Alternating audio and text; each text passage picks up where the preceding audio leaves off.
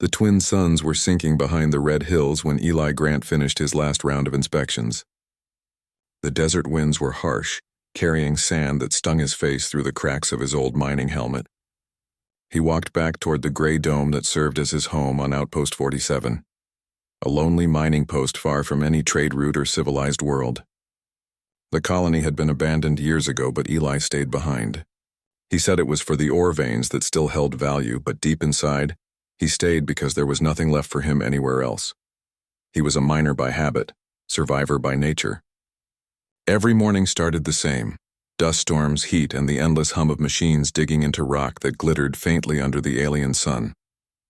His only companion was an AI named Rook, a small floating sphere with flickering blue eyes and a voice that sometimes felt too human. Together they worked the shafts, repaired machines, and kept the silence from swallowing them. That evening, as he checked the outer perimeter, Rook's sensors beeped. "Eli," it said, "I'm detecting movement 300 meters north of the refinery ruins." Eli frowned. There wasn't supposed to be anyone here. No ship had landed for weeks. He grabbed his old plasma rifle, more out of habit than fear, and began walking toward the refinery. The air grew colder and the wind carried a strange metallic smell. When he reached the ruins, his boots crunched over broken steel and shattered glass.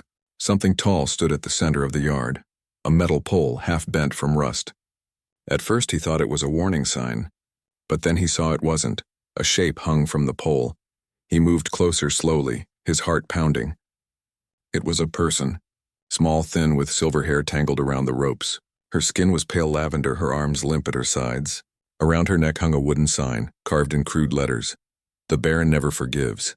Eli's throat went dry. He had heard that name before. The Baron, the self-proclaimed ruler of nearby asteroid belts, a man who enslaved miners and pirates alike. His punishments were said to be cruel, his reach long. Rook hovered beside him. "Vital signs detected," it said softly. "She's alive." Eli didn't think twice. He dropped his rifle, climbed the metal frame, and cut her down. Her body was light in his arms, cold but not lifeless. He carried her back through the wind, his steps heavy in the sand. Inside his dome, he laid her on the cot near the heater. Her breathing was shallow, lips cracked, eyes shut tight. She looked young, barely more than 20 in human years. Eli quickly started the med unit, set it to scan her vitals, and watched the holographic display fill with strange readings. "Unknown species," Rook said. "Heart rate irregular. Oxygen levels low. Recommendation: thermal recovery and fluid injection." Eli wrapped her in blankets, hooked her to an oxygen line, and waited. Hours passed. The storm outside howled, shaking the dome. He sat beside her, staring at the flickering lights of the heater, wondering who she was and what she had done to earn such punishment. When she finally stirred, her eyes fluttered open, bright silver, glowing faintly in the dim light. She gasped and tried to sit up, but Eli held her shoulders gently. "Easy. You're safe," he said. She looked around, frightened, her voice hoarse. "Where am I?" "Outpost 47. You were hanging outside the refinery. I pulled you down." Her eyes widened at the mention of the pole. She shivered, clutching the blanket tighter. "He'll find me," she whispered. "He always does." "Who?" Eli asked. "The Baron." The way she said the name made the air feel colder. "He doesn't forgive." "He never does." Eli said nothing for a while. He poured a small cup of water and handed it to her. She hesitated but took it with trembling hands. After a few sips, her breathing steadied. "What's your name?" he asked. "Lyra." "All right, Lyra. I'm Eli. You're safe here, at least for now." She looked at him suspiciously, as if unsure whether to believe him. "Why did you help me?"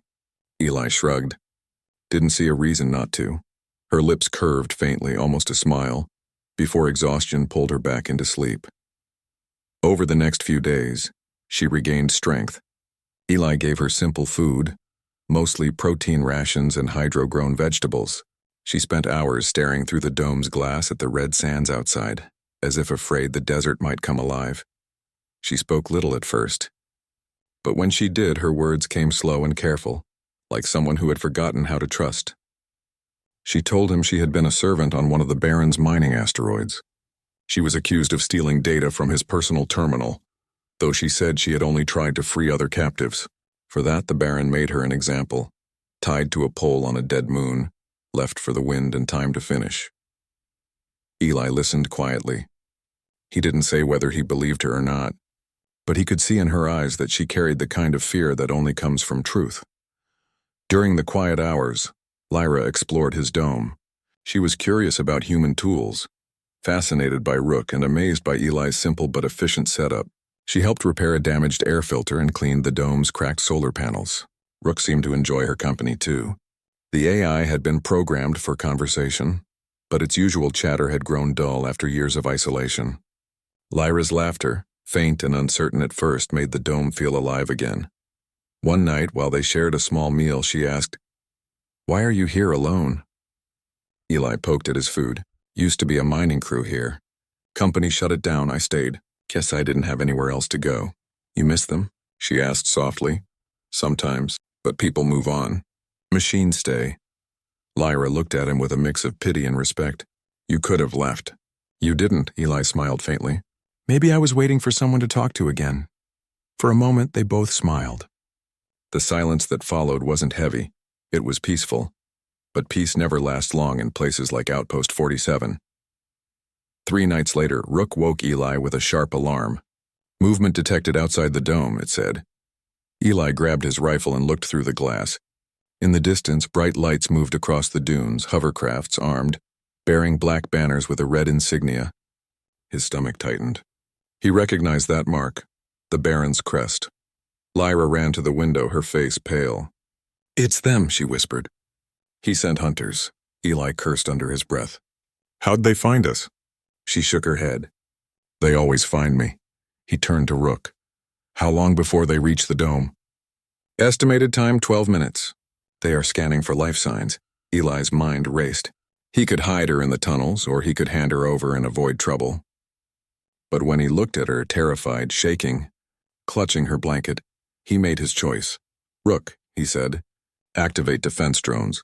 "Eli," Rook warned, "that will reveal our position. They already know where we are." The AI obeyed. Outside, the mining drones rose from their docks, hovering in formation. They weren't made for fighting, but with a few adjustments, they could cut through steel if needed. Eli loaded his plasma rifle and handed Lyra a small blaster. "I don't know how to shoot," she said. "Then stay behind me," he replied. The sound of engines grew louder. Dust swirled as the Baron's soldiers approached. Through the comlink, a voice echoed, cold and mechanical. "This is Captain Varun of the Baron's Guard. You have something that belongs to the Baron. Surrender the fugitive and live." Eli pressed the transmitter. "You're trespassing on company property," he said. "There's nothing here but old rocks."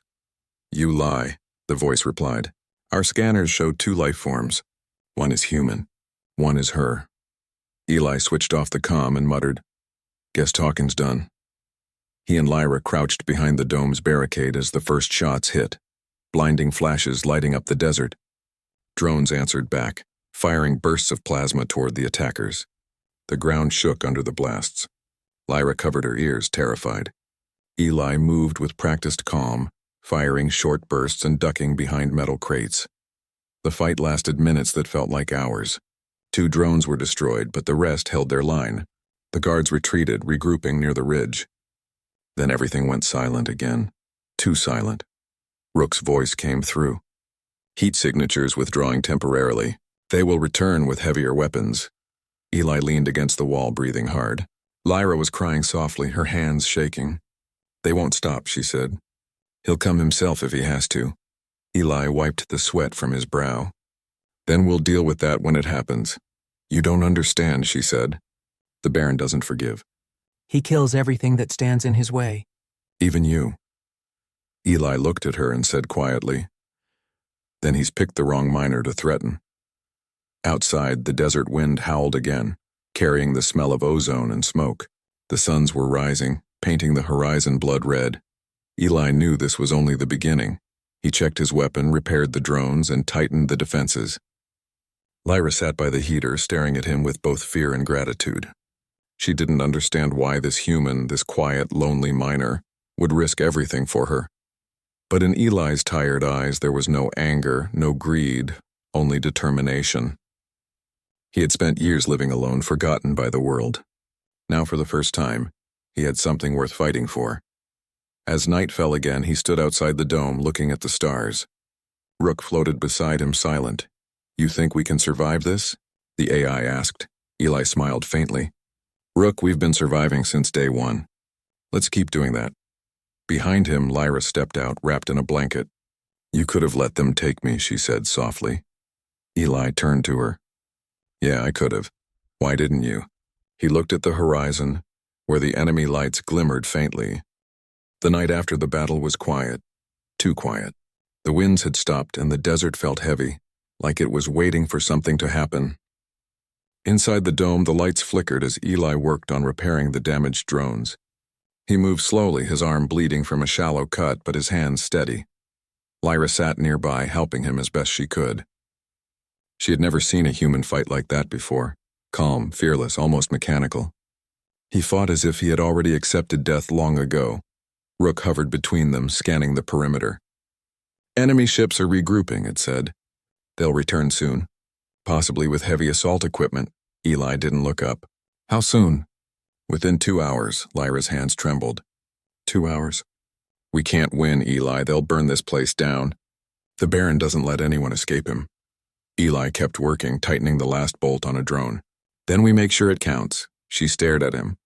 "You can't just fight him." "He commands fleets." "Maybe, but every fleet starts with one ship," Eli said, wiping his hands. "And one mistake." He stood up, thinking quietly. The Baron was not a man who stopped for small resistance. If he wanted Lyra back, he'd come himself. That meant there had to be something important about her. He turned to her slowly. "Lyra, what did you really take from him?" Her eyes widened. "I told you I tried to free others." "No," he interrupted gently. "I've met plenty of runaways. The Baron doesn't send ships for one servant." "What are you not telling me?" Lyra looked away, her hands gripping the edge of the table. For a long moment she said nothing. Then she reached under her torn sleeve and pulled out a small crystal chip, glowing faintly blue. "This," she whispered. "This is why." Eli took it carefully. "What is it?" "It's proof," she said. "Records of what the Baron has done. Slave trading, killings, secret deals. It has everything. I was meant to deliver it to the Galactic Council, but I was caught before I could leave the base." Eli turned the chip in his fingers, the faint light reflecting in his tired eyes. "So if this gets out, the Baron's finished." Lyra nodded. "He'll do anything to stop that." Eli looked at the cracked communication tower outside the dome. The old machine hadn't worked properly in years, but maybe, just maybe, it could send one last signal. "We can send it," he said. "Transmit the data before he arrives." "It's too risky," she warned. "He'll track the signal." "He'll track us anyway," Eli replied. "At least this way we hit back." Rook hovered closer. "Signal strength of tower is at 30%. Transmission possible if Lyra boosts it using her biointerface." Lyra hesitated. "That could drain me. My kind can't handle that much power." Eli looked her in the eyes. "Can you handle it long enough to send the message?" She stared at him for a moment, then nodded slowly. "I'll try." Together they prepared the tower. Lyra connected the chip and her bio-circuit wristband, linking her energy to the old system. Blue light ran up the wires as the tower began to hum. Rook monitored the readings while Eli kept watch outside. The desert glowed under the twin moons. Far in the distance, a shadow appeared, something enormous moving across the dunes. Through his scope, Eli saw it. A massive battleship lowering toward the surface, engines rumbling like thunder. "The Baron's here," Eli muttered. Lyra's face turned pale. "Then we have to finish before he blocks the signal." Inside the dome, sparks flew as power overloaded. Lyra cried out in pain but kept her hands on the console. Her eyes glowed brighter, veins of light running through her skin. Rook beeped sharply. "Warning! Her bioenergy is unstable." Eli ran to her. "Lyra, stop! You'll burn yourself out." She shook her head, gritting her teeth. "No, it's working." The tower flared with light. A beam shot into the sky, cutting through the clouds. The transmission began. Data packets filled the channel, sending proof of the Baron's crimes to every nearby relay station. Outside, the Baron's ship roared closer. His voice boomed through the comm, cold and powerful. "Eli Grant, you've made a mistake. The girl belongs to me. Hand her over and I'll let you die quickly." Eli pressed the comm button. "You already took enough from the galaxy. You're not taking her too." There was a pause, then a low chuckle. So the lonely miner wants to play hero? You'll watch your dome burn for that choice. The Baron's troops advanced, rows of armored soldiers glowing under red lights. Tanks rolled forward, energy cannons charging. Eli activated every drone he had left. The desert came alive with light as machines took flight, firing bursts of plasma at the invaders. The first explosion lit the night sky. The battle had begun. Eli moved through the smoke, shouting commands. Rook, redirect power to the north shields. Power rerouted, the AI replied. Structural integrity at 60%. Lyra stayed by the console, pushing the last of her strength into the transmission. Her vision blurred, her breathing ragged, but she refused to stop. The Baron's voice thundered again. You think you can defy me, miner? I have ruled these systems for decades. You are nothing but dust. Eli looked toward the sky and saw the massive black ship hovering above. Its cannons began to glow, aiming for the dome. He knew they couldn't survive a direct hit. He ran inside. Lyra, we're out of time. I can't stop now, she cried. We're almost done. Rook's lights flashed red. Transmission at 80%, hold on. Eli turned back toward the window. The Baron himself descended from the ship in a field of red energy. His armor was dark gold, his face hidden behind a mask of polished metal. He was tall, broad, and carried an energy staff that hissed with power. Eli Grant, he called out. I'll give you one chance. Step aside. Eli stepped forward, rifle ready. You'll have to go through me. The Baron tilted his head. So be it. The ground cracked as the Baron swung his staff, firing a beam that shattered the dome's shield. Eli dove behind cover as glass and metal exploded around him. Rook tried to hold the defenses, but the systems were breaking down fast. Lyra screamed as the tower sparked violently. 90%, just a little more. Eli fired at the Baron, hitting his armor with glowing plasma shots. The blast barely dented it, but they slowed him. The Baron moved like a storm, his staff cutting through drones, sending arcs of lightning across the sand. Eli fought with everything he had, ducking, rolling, firing again and again. He wasn't fighting to win, he was fighting to buy time. The Baron struck him with a blast that sent him crashing into a wall. His armor cracked, pain surging through his shoulder. He groaned, but somehow stood back up, his rifle shaking in his hands. Still alive? The Baron sneered. Humans always refuse to die. Guess we're good at that, Eli muttered and fired again. Inside, Lyra's voice cried out, Transmission complete. Rook beeped loud. Data upload successful. Signal confirmed by relay station. The Baron froze. What? Eli smiled through blood and dust. You're finished, Baron. Everyone knows what you've done now. The Baron roared with rage. You think your little message matters? I'll kill you both before anyone arrives. He raised his staff to strike again, but before he could, Rook's systems overloaded. The energy from the tower surged into the dome, causing the Baron's armor to spark violently. Lyra used the last of her power to trigger a pulse through the tower's core. The explosion was small, but enough to blind the battlefield in white light. When the dust cleared, the Baron staggered, his armor cracked and burning. His ship's engines faltered, smoke rising into the sky. Above them, new lights appeared.